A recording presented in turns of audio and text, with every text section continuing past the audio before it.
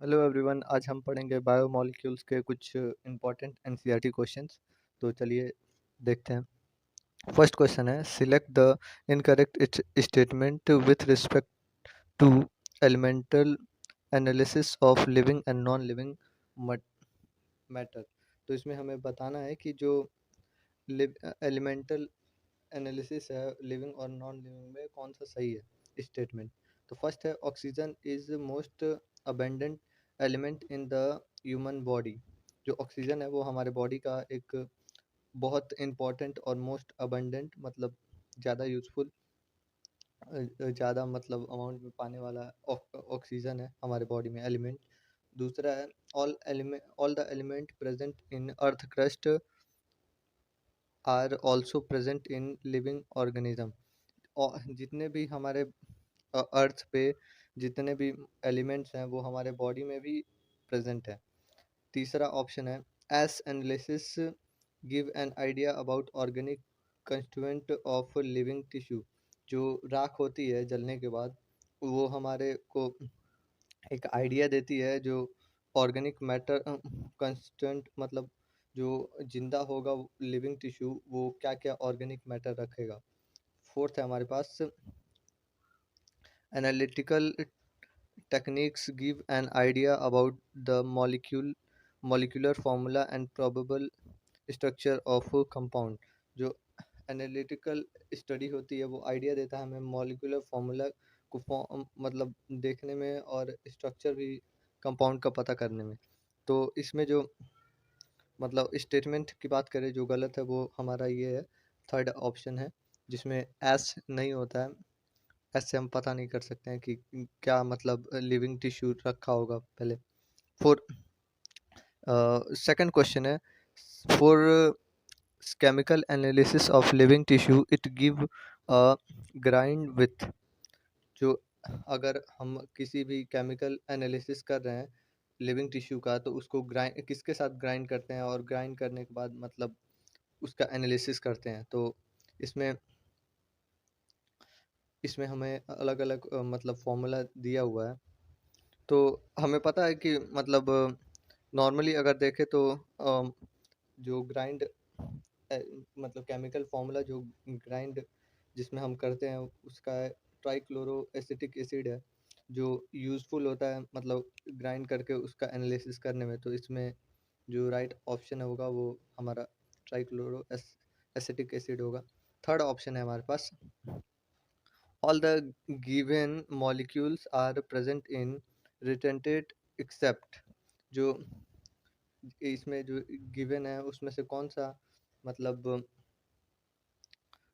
Last में product बचता है और इसमें से मॉलिक्यूल्स बताने जो प्रेजेंट होता है और लास्ट में मतलब रिटेंटेट बचता है नहीं बस एक्सेप्ट है तो मतलब वो अलग होगा। तो इसमें फर्स्ट है लिपिड, सेकंड है अमीनो एसिड, थर्ड है पॉलीसेकेराइड, फोर्थ है न्यूक्लिक एसिड। तो अमीनो एसिड हमारा राइट आंसर होगा। हम्म, फिर फोर्थ क्वेश्चन है, molecular weight of lipid is. Molecular weight of lipid होता है लेस देन 800। फिफ्थ क्वेश्चन है, choose the mismatch with respect to component with respect to average composition of cell. जो choose करना है हमें मतलब इसमें से बताना है कि कौन सा कॉम्पोजिशन सही है। ठीक है, फर्स्ट हमारे पास प्रोटीन है जो कि 10 से 15% मतलब बताया जा रहा है। और सेकंड हमारे पास लिपिड है 3%। 3% नहीं होता ये। और थर्ड है हमारे पास न्यूक्लिक एसिड। फोर्थ है हमारे पास वाटर। वाटर मोस्ट अबंडेंट होता है। क्वेश्चन है, select the secondary metabolite which is alkaloid also.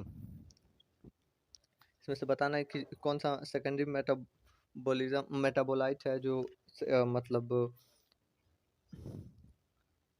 अल्केनॉइड भी होता है। तो फर्स्टली हम बात करेंगे तो मॉर्फिन हमारा आंसर होगा जो कि मतलब सेकेंडरी मेटाबोलाइट होता है। सेवेंथ नंबर क्वेश्चन है, seven choose the odd one with respect to aromatic amino acid. Aromatic amino acid से कौन सा अलग है? तो इसमें ग्लाइसिन है, फिर ट्राइसिन है, ट्रायोसिन है, ट्रिप्टोफान है, फाइलोनान। तो राइट आंसर होगा हमारा वो ग्लाइसिन हो जाएगा। ग्लाइसिन नहीं होता। ये 8th नंबर क्वेश्चन है, the chemical and physical property of amino acid is essential of X Y Z. ये फिल इन द ब्लैंक्स है। Group choose the correct option of X Y Z. तो इसमें right answer हमें ढूंढना है। तो chemical और फिजिकल जो प्रॉपर्टी होती है उसके अकॉर्डिंग जो कि हमें बताया जा रहा है अमीनो एसिड के, उसमें क्या क्या इम्पोर्टेंट होता है।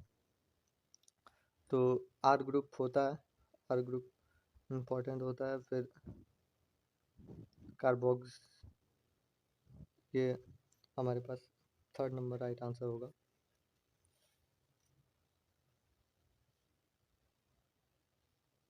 9 नंबर क्वेश्चन है, select the statement which hold the true for the lipid. Lipid के लिए कौन सा ट्रू स्टेटमेंट है? Arachidonic acid has 20 carbon excluding carboxyl carbon. Second option है palmitic acid has 18 carbon excluded carboxylic carbon. Third option है glycerol is trihydroxy propane. Fourth option है neutral tissue have lipid with one more simple structure. तो इसमें जो अगर हम बात करें राइट मतलब ट्रू ऑप्शन की, तो हमारे पास ग्लिसरॉल जो है वो ट्राई हाइड्रोक्सी प्रोपिल रखता है। तो 10th नंबर क्वेश्चन देखते हैं, select the amino acid which has extra amino group. Extra amino group जो जिसमें होता है वो लाइसिन होता है। फिर हमारे पास 11th नंबर क्वेश्चन है। 11th नंबर क्वेश्चन काफ़ी आसान है, which which which is the following is zwitterion form of amino acid. इसमें से zwitterion form of amino acid find करना है। तो फर्स्टली अगर देखें तो इसमें ऐसे ही समझ आ रहा है कि सेकंड नंबर ऑप्शन सही होगा, इधर से जुड़ेगा इधर से।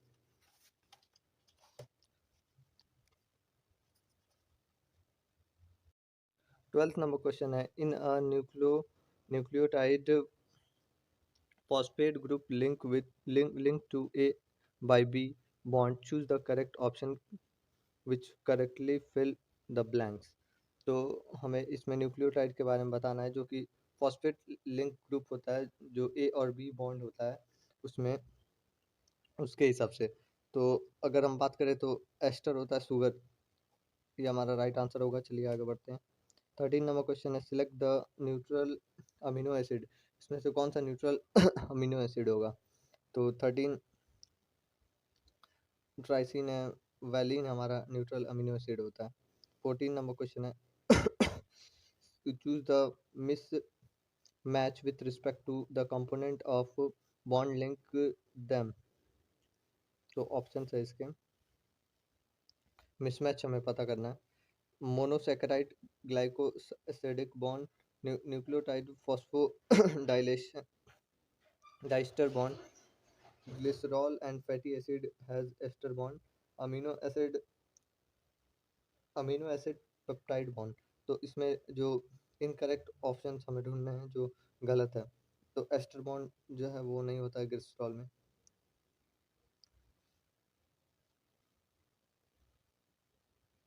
विच of the following characteristic hold the true for the glycerol? Glycogen, glycogen के लिए कौन सा ट्रू है? अनब्रांच होता है। सेकंड ऑप्शन है structural polysaccharide of plants. Third option है right end is reducing. Fourth option है give blue colour with iodine. तो इसमें ट्रू मतलब करेक्ट वाला बताना है, तो राइट एंड टू रिड्यूसिंग, जो दूसरा साइड होता है वो रिड्यूसिंग। देन हमारे पास 16 नंबर क्वेश्चन है, sugar present in DNA is, ऐसे ही पता चल जाएगा। 17 नंबर क्वेश्चन है,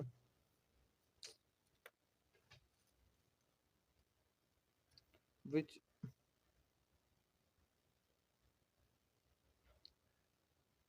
which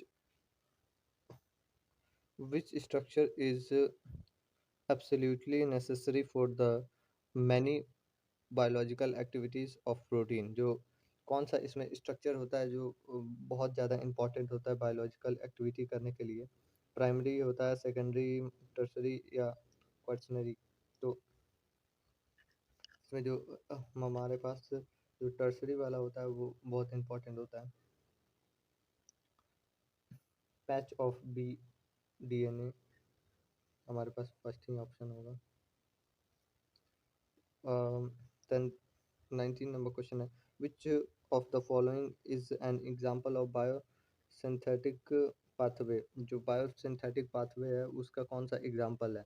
तो फर्स्ट हमारे पास है formation of cholesterol from acetic acid, second option है formation of pyruvic acid from glucose, third option है formation of amino acid from protein, fourth option है formation of ethanol with from pyruvic acid.